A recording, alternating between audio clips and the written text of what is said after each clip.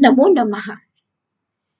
जिज्ञासुओं, आज आपके लिए मैं कक्षा 9 गंगा पुस्तक का महत्वपूर्ण पाठ, जो कि एक राष्ट्रीय चेतना की कविता है, सूर्यकांत त्रिपाठी निराला की भारती जय विजय करें। आइए इसका अध्ययन हम करेंगे। आसान सी युक्ति बताऊंगी कम से कम समय में, और साथ ही एनसीईआरटी सॉल्यूशन है, व्याख्या विश्लेषण समानार्थी, सीबीक्यूज, एमसीक्यूज और हॉट्स इसमें आपको देखने को मिलेंगे। किसी की भी बोर्ड में ये कविता हो, आपके लिए बहुत मददगार सिद्ध होने वाली है। तो भारती जय विजय करें। कवि है सूर्यकांत त्रिपाठी निराला।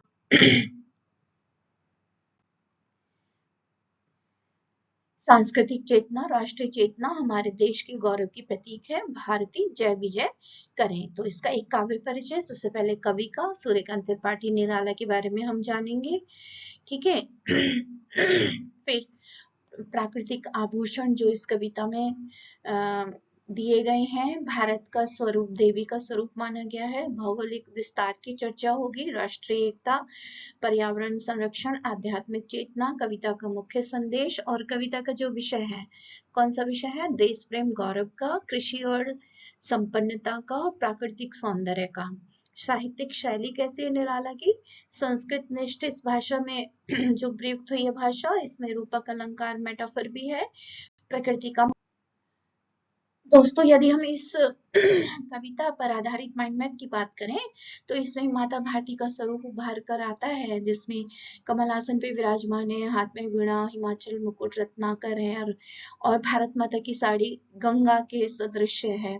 भारत की स्वतंत्रता, विजय, मातृभूमि के प्रति श्रद्धा, देशवासियों में आत्मविश्वास, है ना, ये इसका मुख्य संदेश और उद्देश्य है, ऑब्जेक्टिव। बाकी विस्तार से भी हम जानेंगे।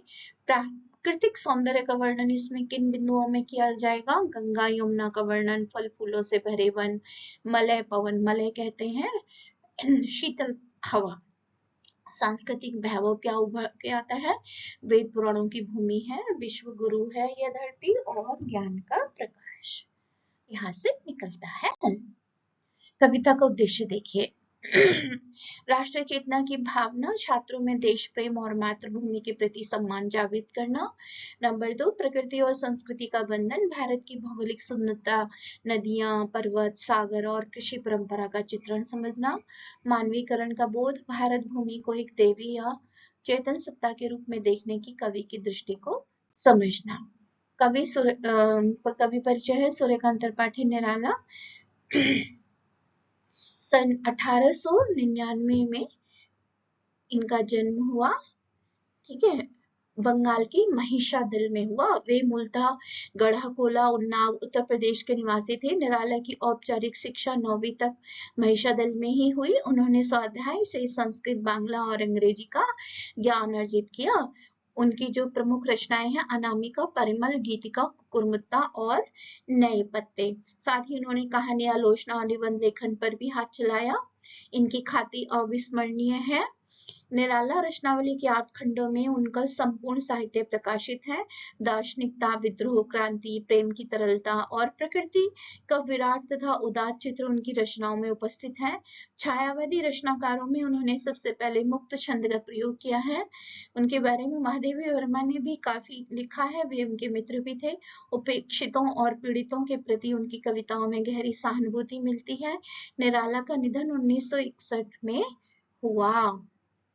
और काव्यगत विशेषताओं में जो चीज देखने वाली है, छायावादी रचनाकारों में सबसे पहले उन्होंने मुक्त छंद का प्रयोग किया, और ये कविता भी उसका एक खूबसूरत उदाहरण है। तो भारत एक चेतन सत्ता कैसे है? तो हम इसे चेतन सत्ता मानते हैं, भारत माता के रूप में, देवी के रूप में, जिसका जो मुकुट है वो एक हिमालय है, चमकता हुआ मुकुट, शुभ्र हिम तुषार, हिमालय रूपी श्वेत मुकुट। फिर हार गंगा। ये प्रश्न आ सकता है कि भारत एक चेतन सत्ता के रूप में कवि की नजर में कैसे है? तो बस ये 4 पॉइंट आपको लिख देने, आपको फुल मार्क्स पक्के समझिए। गंगा ज्योतिर्जल कण, धवल धार हार गले। गंगा नदी की श्वेत धारा मोतियों के हार के समान है। वस्त्र तरु तृण वन लता वसन, पेड़ पौधे और हरियाली देवी के वस्त्र हैं। सागर चरण धोता सुचि चरण युगल, हिंद महासागर देवी के पवित्र चरणों को धो रहा है। और वस्त्र जो क्या है, जो इसकी नदियां हैं, वन कुसुम है, हरियाली है, धानी चुनर, इसीलिए कहा जाता है भारत माता की चुनर कैसी है, धानी है। भारती जय विजय करे, कनक शस्य कमल धरे, लंका दल पद तल शत दल, गर्जो तिरमोर्मी सागर जल, धोता सुचि चरण युगल, स्तव करे बहु अर्थ भरे, भारती जय विजय करे, कनक शस्य कमल धरे। तरु तृण वन लता वसन, अंचल में खचित सुमन, गंगा ज्योतिर्जल कण ध्वल, धार हार गले, भारती जय विजय करे, कनक शस्य कमल धरे। मुकुट शुभ्र हिम तुषार, प्राण प्रणव ओंकार, ध्वनित दिशाएं उदार, शत मुख शत रव मुख रे, भारती जय विजय करे, कनक शस्य कमल धरे। तो मित्रों, घबराना नहीं, संस्कृत निष्ठ भाषा है। संस्कृत के शब्द देख के, तत्सम शब्द देख के कभी घबरा जाओ कि कितनी डिफिकल्ट टिपिकल पोयम है, नहीं, बहुत सरल है। संस्कृत तो हमारी जननी है, हिंदी की जननी है, मधुर भाषा है, उससे ज्यादा साइंटिफिक भाषा कोई भी नहीं है, क्योंकि नासा ने भी इसको मान्यता दी है, और अंतरिक्ष में जो संदेश भेजता है वो संस्कृत में भेजता है, क्योंकि वो सबसे ज्यादा वैलिड है, ट्रस्टेबल है। एक एक शब्द का मैं अर्थ बताऊंगी, आपको समझ आ जाएगी, चिंता की बात नहीं है। भारती जय विजय करे, भारती मतलब भारत माता, भारत माता की जय हो, विजय करे, वह सदैव अपने शत्रुओं पे विजय प्राप्त करे, हमेशा उसकी जीत हो, यानी कि भारत माता की जय हो, उसकी हमेशा जीत हो। कनक शस्य कमल धरे, वह सुंदर कमल पर विराजमान है, ठीक है, और सुंदर फसलों को धारण करने वाली है, उसकी धरती हरी भली सस्य श्यामला है। लंका पदतल शतदल, अब जो इसके चरणों में लंका है ना, हिंद महासागर में भारत के नीचे लंका आता है, तो लंका का रूपक खींचा है कि वह मानो 100 पंखुड़ियों वाला कमल है। शतदल कहते हैं पंकज को, कमल को, और उसकी चरण वंदना कर रहा है, किसके, भारत माता की। बहुत ही सुंदर कविता है। इसका संदर्भ देखिए कि प्रस्तुत पंक्तियां हमारी पाठ्य पुस्तक गंगा कक्षा 9 में संकलित कविता भारती जय विजय करे से ली गई है। इसके रचयिता छायावाद के प्रमुख स्तंभ महाप्राण सूर्यकांत त्रिपाठी निराला है। देखो, अभी तक तो सीबीएसई ने बंद कर दिया था संदर्भ प्रसंग पूछना, लेकिन संदर्भ और प्रसंग छात्रों ये कविता को समझने में मददगार है। अगर आ जाए तो ठीक, आप कर लेंगे, तैयार हो जाइए, नहीं आए तो ठीक, समझने के लिए तो हम ये पढ़ाते हैं, संदर्भ भी और प्रसंग भी। तो यह कविता देशभक्ति की भावना से उत्प्रोत एक प्रेरणादायक रचना है। इसमें कवि भारत माता को एक साक्षात देवी चेतन सत्ता के रूप में चित्रित करते हुए उनकी जय विजय की कामना करते हैं। कवि ने भारत की भौगोलिक सुंदरता, प्राकृतिक दृश्यों और यहाँ की महानता, सांस्कृतिक महानता, प्राकृतिक वैभव को उनके वस्त्राभूषणों के रूप में प्रस्तुत किया है। भारती जय विजय करे, कनक शस्य कमल धरे, अर्थात कवि भारत माता की वंदना करते हुए प्रार्थना करते हैं कि उनकी सदा जय जयकार हो, सदा विजय हो। वे भारत माता को कनक शस्य कमल धरे कहकर संबोधित करते हैं, जिसका अर्थ है सुनहरी फसलों, यानी कि सोने जैसी उपज है ना यहाँ पे, इसीलिए यहाँ पर सोने की चिड़िया कहा जाता था, क्योंकि यहाँ गेहूं की फसल, सरसों की फसल बहुत अच्छी होती है, धान बहुत अच्छा होता है, और जब धान और गेहूं पक जाते हैं तो सोने जैसी फलियां होती है ना उनकी, जिसे बेच के किसान अमीर हो जाते हैं, खाने को अन्न मिलता है देशवासियों को, तो वो सोने से कम नहीं है, बहुत उससे भी ज्यादा कीमती है, कि सोने के बिना तो आदमी जीवित रह जाएगा, इन सुनहरी फसलों के बिना क्या हम जीवित रह सकते हैं। तो इसलिए इस देश को सोने की चिड़िया कहा गया, संपन्न कहा गया, यानी कि, और कमल को धारण करने वाली यह पंडित पंक्ति भारत की कृषि परंपरा, श्रम के संग सौंदर्य और धन धान्य की संपन्नता को दर्शाती है। ये मैंने विस्तार से इसकी व्याख्या समझाई। अगली पंक्ति का विस्तार से देखते हैं अर्थ। कवि कहते हैं कि भारत के दक्षिण में स्थित लंका उनके चरणों के नीचे कमल शतदल के समान सुशोभित है। समुद्र की गरजती हुई लहरें, गर्जित उर्मी जो शब्द आया है, गर्जित प्लस उर्मी, ठीक है। उर्मी दिल में गरजती हुई समुद्र की लहरें, हाँ, निरंतर उनके दोनों पवित्र चरणों सुचि चरण युगल को धो रही हैं। ऐसा प्रतीत होता है, सुचि मतलब पवित्र, चरण युगल मतलब दोनों पैरों को। ऐसा प्रतीत होता है मानो सागर अपनी गर्जना के माध्यम से उनके गहरे अर्थों वाली स्तुति स्तवन कर रहा हो, है ना। तरु तृण वन लता वसन अंचल में खचित सुमन गंगा ज्योतिरुज्वल कण धवल धार हार गले। खूबसूरत पंक्ति जिसकी व्याख्या इस प्रकार है, या भावार्थ कह लीजिए। भारत की प्राकृतिक हरियाली, वृक्ष, घास, वन और बेलें, है ना, लता देवी के वस्त्र है, या वसन है।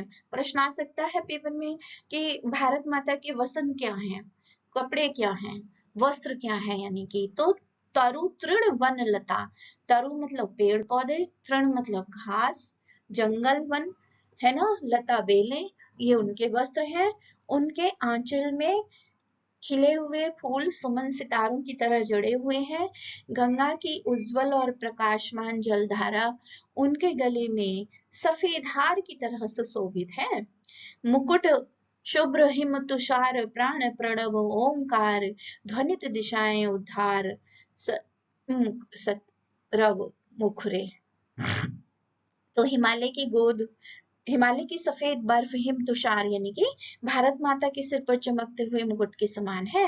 भारत की प्राणवायु में पवित्र ओंकार, ओम की ध्वनि समाहित है।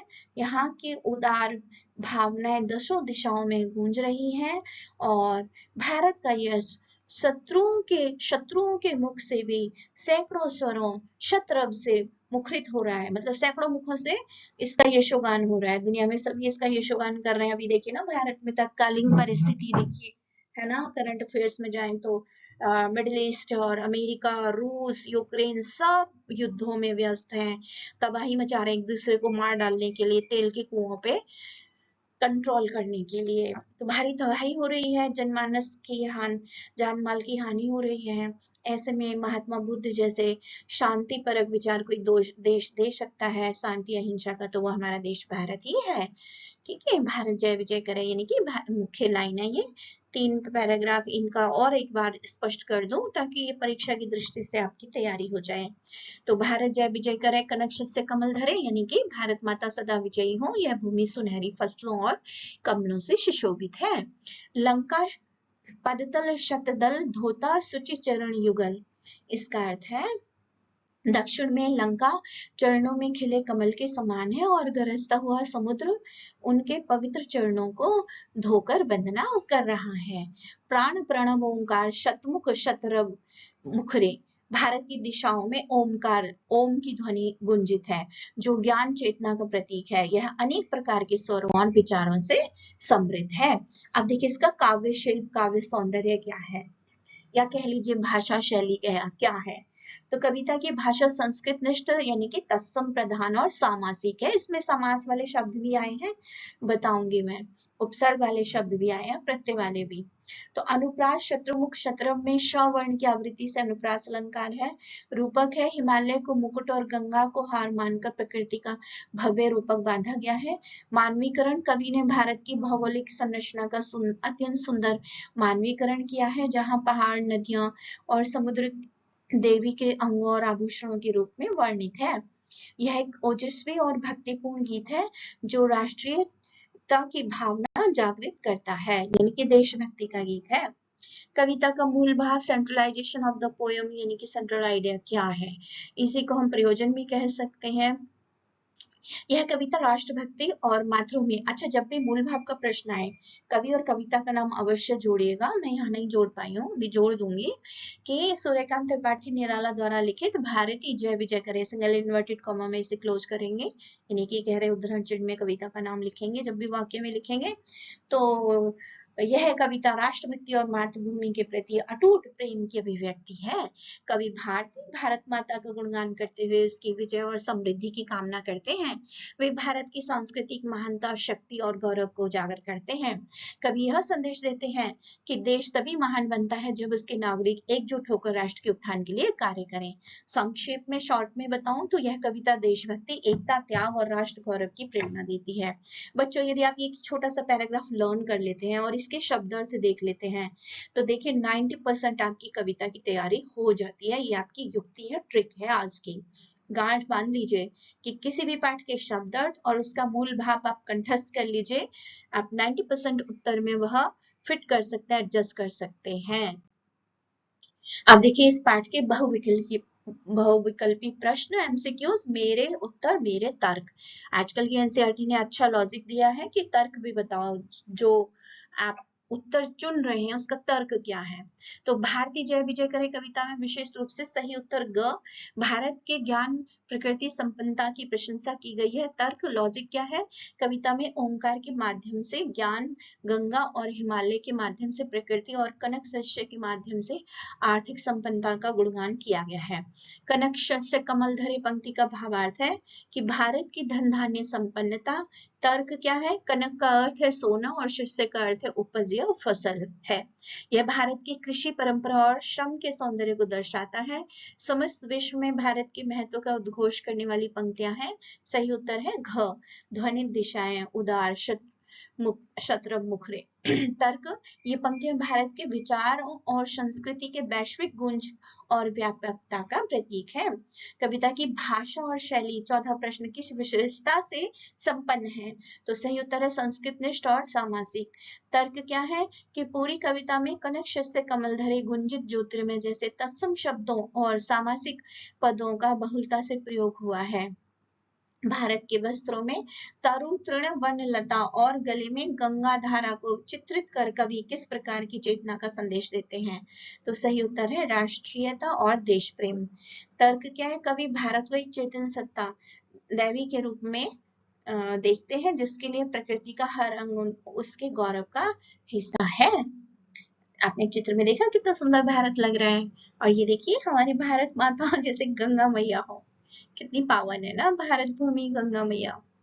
गंगा जल में कभी कीड़े नहीं पड़ते, इतना पवित्र है ना चमत्कार। किसी दुनिया में कोई ऐसी नदी है इतनी पावन कि सालों रख लो उसके पानी को बॉटल में भर के, कभी वो सड़ेगा नहीं। और नल का पानी रख के देखिए, आरओ का भी रख के देख लीजिए, 10 दिन में ना खराब हो जाए। अर्थ और भाव के प्रश्न उत्तर देखिए। लंका पदतल शतदल गर्जित और मी सागर जल धोता असुचि चरण युगल। अर्थ है इसका, भारत माता के चरणों के नीचे लंका एक कमल के समान सुशोभित है और समुद्र की गरजती हुई लहरें उनके पवित्र चरणों को निरंतर धो रही हैं। दोस्तों, आगे बढ़ने से पहले आपसे निवेदन है कि वीडियो अच्छे लगे तो लाइक, कमेंट, शेयर करें और इस चैनल को सब्सक्राइब करके बेल आइकन क्लिक करें ताकि अगली वीडियो की जानकारी आपको स्वतः ही आपके चैनल पर दिखाई जाए। आप इसे देखकर अगले पाठ की तैयारी कर सकते हैं। हम बहुत मेहनत से ये बनाते हैं, पीपीटी एक दिन लग जाता है पूरा, तो आपको लाइक करने में क्या जा रहा है। तो भाव क्या है यहाँ पर, यहाँ भारत की दक्षिण सीमा के भौगोलिक विस्तार और समुद्र द्वारा उसकी वंदना करने का भक्तिपूर्ण भाव व्यक्त हुआ है। प्राण प्रणव ओंकार ध्वनि दिशाएं उदार शत्रुमुख शत्रु मुखरे। अर्थात भारत की जो प्राणवायु में ओंकार की गूंज है और यहाँ की उदार भावनाएं दशों दिशाओं सैकड़ों स्वरों के साथ मुखरित हो रही हैं। यह पंक्ति भारत की आध्यात्मिक श्रेष्ठता और उसके वैश्विक सांस्कृतिक भाव को दर्शाती है। पाठ का संदेश क्या है, यह पाठ हमें संदेश देता है कि भारत एक महान सांस्कृतिक और प्राकृतिक विरासत वाला देश है। हमें अपनी कृषि परंपरा, श्रम और ज्ञान, ओंकार के गर्व पर करना चाहिए। इस पर सच्ची राष्ट्रीयता केवल नारों में नहीं बल्कि अपनी प्रकृति, नदी, वन, पर्वत का सम्मान करने और एक भारत, एक श्रेष्ठ भारत, यानी कि हम अगर यूनिटी, किसी भी धर्म के लोग हैं, मेल जोल से बिना लड़ाई झगड़े के रहेंगे प्रेम से, तो श्रेष्ठ भारत की संकल्पना, संकल्पना कहते हैं अवधारणा को, कॉन्सेप्ट, वो क्लियर होगा, वो हमारा साकार होगा। मेरी समझ मेरे विचार के प्रश्न उत्तर देखिए अगले कॉलम में आपकी पाठ्य पुस्तक के।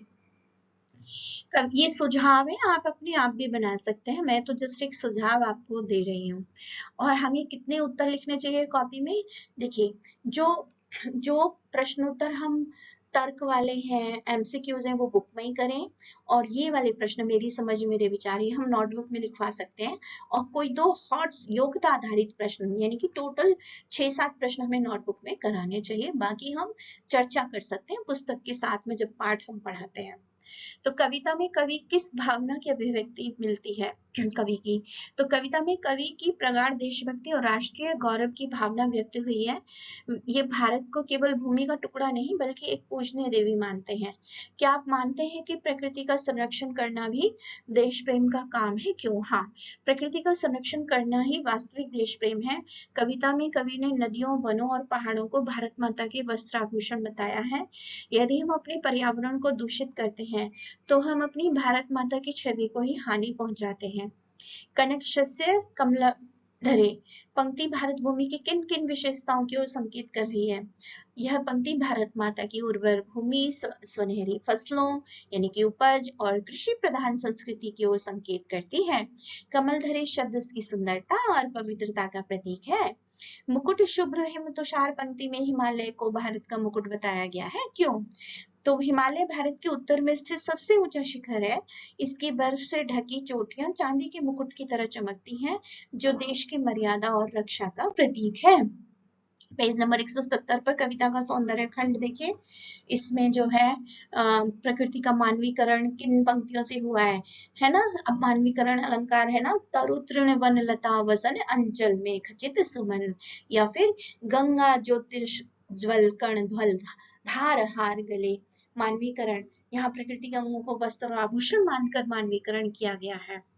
अलंकारिक प्रयोग, इसके अलावा अनुप्रास अलंकार शत्रुमुख शतरभ मुखरे में है और मुकुट शुभ्र हिम तुषार में रूपक अलंकार है। कनक शस्य कमल धरे शतदल ज्योतिष जल सागर जल शत्रुमुख सब इसमें समासिक पद हैं। ये मतलब इनका विग्रह हो सकता है, समास का हम भेद छांट सकते हैं। संस्कृत निष्ठ भाषा का प्रयोग, भारती जय विजय करे ये उदाहरण है। कनक शस्य कमल धरे पूरी कविता में संस्कृत निष्ठ शब्द है। खैर, तो विषयों से संवाद 170 पेज पर अन्य प्रश्न लिखिए, इंपॉर्टेंट है सृजन के। ये एक सुझाव भर है, आप अपने हिसाब से भी कर सकते हैं। तो शत्रुमुख शत्रु मुखरे पंक्ति में भारत के विविध पर्व उत्सव और रीति रिवाज किस प्रकार एक भारत श्रेष्ठ भारत की संकल्पना यानी कि कॉन्सेप्ट को क्लियर करते हैं। तो यह पंक्ति भारत की उदार भावनाओं और उसके विचारों की गूंज को दर्शाती है। भारत की सांस्कृतिक विविधता, पर्व, उत्सव, भाषा एक सूत्र में पिरोई हुई है जो पूरे विश्व में भारत की एकता का संदेश देती है। जब विभिन्न प्रांतों के लोग एक साथ मिलकर उत्सव मनाते हैं तो यह एक भारत श्रेष्ठ भारत की भावना को मजबूत करता है। वर्तमान संदर्भ में इंपॉर्टेंट प्रश्न है बच्चों, बढ़ते प्रदूषण और जलवायु परिवर्तन ने हमारी नदियों और हिमालय को किस प्रकार प्रभावित किया है? कविता में गंगा को धवलधार हार और हिमालय को मुकुट के रूप में चित्रित किया गया है। वर्तमान में बढ़ते प्रदूषण के कारण गंगा जैसी पवित्र नदियों का जल दूषित हो रहा है और जलवायु परिवर्तन ग्लोबल वार्मिंग की वजह से हिमालय के ग्लेशियर तेजी से पिघल रहे हैं, जिससे भारत माता का यह मुकुट और हार संकट में है। यदि आपको भारत को एक नए रूप में प्रस्तुत करने का अवसर मिले तो आप किन विशेषताओं को शामिल करेंगे? वर्तमान संदर्भ में भारत को केवल ज्ञान और कृषि के प्रतीक के रूप में ही नहीं बल्कि डिजिटल प्रगति, नवाचार, इनोवेशन यानी कि अंतरिक्ष अनुसंधान, आधुनिक बुनियाद ढांचे के संगम के रूप में प्रस्तुत किया जा सकता है, जहां प्राचीन संस्कृति और आधुनिक तकनीक का सुंदर मेल है। कविता के शिल्प, सौंदर्य, भाषा, अलंकार, समास और सामाजिक पर्यावरणीय संदर्भों को समझने पर केंद्रित है। शब्द संपदा देखिए जो इसकी मुख्य है और परीक्षा में पूछे जा सकते हैं, पर्यायवाची पाठों में से आएंगे। ठीक है, तो ये एक मैंने लिस्ट बनाई है इनकी, देखिए। भारती यानी कि सरस्वती माँ, वीण वाणी भारत माता, कनक सोना स्वर्ण, शस्य फसल उपज खेती को कहा जाता है, शतदल कमल पंकज सरोज आदि को कहा जाता है, शुचि पवित्र शुद्ध निर्मल पावन, तरु वृक्ष पेड़ विटप, तृण तनका घास, वसन वस्त्र कपड़ा, सुमन पुष्प फूल, और हिम, कुसुम भी कहते हैं सुमन को। हिम बर्फ, शीतल प्राण वायु, जीवन और बल। ये देखिए कितना सुंदर प्राकृतिक संसाधनों से भरपूर हमारी भारत माता का चित्र है। अब 171 पेज पर ही सृजन खंड के रचनात्मक प्रश्नों के उत्तर और सुझाव, इन्हें आप पढ़िएगा, वैसे ही आपको खुद निकालने हैं, मैंने बस यहाँ पर आपकी मदद की है सुझाव देकर। अब कुछ अतिरिक्त प्रश्न मैं आपको लाई हूँ। देखिए सीबीएसई जो नैप पॉलिसी है एनसीईआरटी की, वो कहती है कि कॉम्पिटेंसी बेस्ड क्वेश्चंस पेपर में बनाकर दीजिए, और वही 10th में भी आएंगे, 9th में भी आएंगे। तो सिर्फ पाठ के प्रश्नों के भरोसे ना रहें, पाठ में तो अंडरस्टैंडिंग क्रिएट करने के लिए उन्होंने विविध प्रकार के प्रश्न दिए हैं, पर वास्तव में प्रश्न इस तरह से आएंगे पेपर में। कभी और सिचुएशन वाले भी आ सकते हैं, जैसे कि पाठ में दिए हुए हैं मेरे विचार मेरे तर्क। तो कवि भारती को विजय प्राप्त करने के लिए किन गुणों को आवश्यक मानते हैं? तो कवि के अनुसार राष्ट्र के विजय के लिए एकता, साहस, परिश्रम और त्याग जैसे गुण आवश्यक हैं। आप एनालाइज करो, आपके अंदर ये गुण है, कौन से नहीं है, तो किन पे आपको काम करना होगा। हम अपनी अभ्यास, लगन, मेहनत से कोई भी गुण अपने अंदर क्रिएट कर सकते हैं, ला सकते हैं। नागरिकों में देश प्रेम और कर्तव्य निष्ठा होनी चाहिए। दूसरा प्रश्न, कविता में भारती किसका प्रतीक है? इसका महत्व स्पष्ट करें। भारती भारत माता का प्रतीक है, यह राष्ट्र की पहचान, संस्कृति और गौरव को दर्शाता है। इसके माध्यम से कवि देश के प्रति प्रेम और सम्मान व्यक्त करते हैं। कवि ने भारत की महिमा को किस प्रकार प्रस्तुत किया है? कवि ने भारत की महिमा को इसकी सांस्कृतिक समृद्धि, वीरता, आध्यात्मिकता, प्राकृतिक संसाधन संपन्नता और दृश्य सौंदर्य के माध्यम से प्रस्तुत किया है। यह कविता आज के युवाओं का किस प्रकार प्रेरणादायक है, या हम कह लीजिए क्यों पढ़ें? तो यह कविता हमारे भारत देश के प्राकृतिक संसाधनों से, राष्ट्रीय चेतना से तो परिचित कराती है, साथ ही युवाओं को राष्ट्र के प्रति समर्पण, देशभक्ति, एकता, परिश्रम की प्रेरणा देती है। यह उन्हें देश के विकास में अपना योगदान देने के लिए भी प्रेरित करती है। तो ये केस स्टडी है, इन्हें पढ़िएगा आप। केस स्टडी 1 है, केस स्टडी 2 है, इंपॉर्टेंट है। आप देखिए उपसर्ग प्रत्यय, विजय, विजय में वी और जय, वी उपसर्ग है। सहानुभूति में स है और अनुभूति मूल शब्द है। अविस्मरणीय, अ उपसर्ग लगा है और विस्मरण मूल शब्द है, और ईय प्रत्यय है। उपस्थित, उप और स्थित, प्रयोग, प्र, ऐसे ही प्रशंसा और प्रकाशित में है, प्र उपसर्ग। प्रत्यय सफिक्स से देखिए, ध्वनित, इत प्रत्यय है। प्राकृतिक, प्राकृतिक इक है, औपचारिक जैसे, है ना, औपचारिक में उपचार प्लस इक है। दार्शनिकता, दार्शनिकता में दर्शन एक और ता, दार्शनिकता में दो प्रत्यय हैं, किसी किसी शब्द में दो प्रत्यय हो सकते हैं, या फिर उपसर्ग भी हो और प्रत्यय भी हो, ऐसा भी हो सकता है। विविधता, विविध प्लस त, है ना, प्रेरणादायक, प्रेरणा प्लस दायक। ईय, ईय से देखिए अविस्मरणीय, भारतीय, भारत प्लस ईय, राइट। शील, गतिशील। निराला जी की कविताओं में मुक्त छंद के महत्व को दर्शाइए। मुक्त छंद यह है कि जैसे उसमें कोई उसका बंधन नहीं है, छंद का लय होती है, तुक होती है, और सुनने में अच्छा लगना चाहिए, गीत का भाव होता है, लेकिन जैसे दोहा होता है ना, या मुक्तक होता है जिसमें मात्राओं का बंधन है, वो नहीं है बस। काव्यगत और शिल्पगत सौंदर्य, ये मैंने अभी बताए हैं आपको।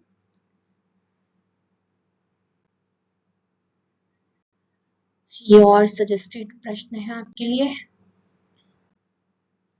ये देखिए गंगा नदी, ये हरिद्वार का लक्ष्मण झूला है। नदी की यात्रा गंगा की इसमें एक पोस्टर के माध्यम से दर्शाई गई है। अब देखिए सार, निष्कर्ष। तो हमने आज क्या क्या पढ़ा? हमने कवि का परिचय पढ़ा, निराला जी का, वह बहुआयामी साहित्यिक योगदान उनका कैसे है, मानवतावादी दृष्टिकोण क्या है, कविता का सार पढ़ा, भारत का गौरव गान है इस कविता में, काव्य के प्रतीक और उनके अर्थ देखे, कृषि और श्रम का सौंदर्य, हिम तुषार क्या है, यहाँ पर भारत माता का मुकुट है, पावन श्वेत मुकुट जो कि हिमालय बर्फ के ढका हुआ हिमालय है, ओमकार, यानी कि आध्यात्मिक चेतना की प्रतीक भी है ये कविता। भारत के गंगाधार का वर्णन, निर्मल सफेद हार और वन और लताएं क्या है, किस रूप में आए हैं, ये भारत माता के वस्त्र के रूप में आए हैं। अब बहुत ही इंपॉर्टेंट प्रश्न, मूल संदेश क्या है? इसका संदेश है एक भारत श्रेष्ठ भारत। इसलिए हम यह कविता पढ़ें कि हम सीखें कि जब तक हम सभी धर्म जाति के लोग एकजुट होकर आगे नहीं आते तिरंगे के नीचे, देश तरक्की नहीं कर सकता। लग पुलिंगी करते रहोगे, लड़ाई झगड़े करते रहेंगे सब। तो निराला जी की यह कविता मात्र एक भौगोलिक वर्णन नहीं है, बल्कि यह भारत की सांस्कृतिक और प्राकृतिक एकता का शंखनाद है। यह हमें सिखाती है कि हमारी नदियां, पर्वत और खेती हमारी वास्तविक संपत्ति है। प्रकृति का सम्मान ही भारत माता का सच्चा सम्मान है। प्रकृति की रक्षा करें, संस्कृति को जीवित रखें। धन्यवाद। Please subscribe Veena Vadini channel, like, share and comment. Bell icon दबाइए ताकि अगली वीडियो की जानकारी स्वतः ही आपको मिल जाए। आइए भारत माता की जय बोले। भारत माता की जय। धन्यवाद। शुभ दिन।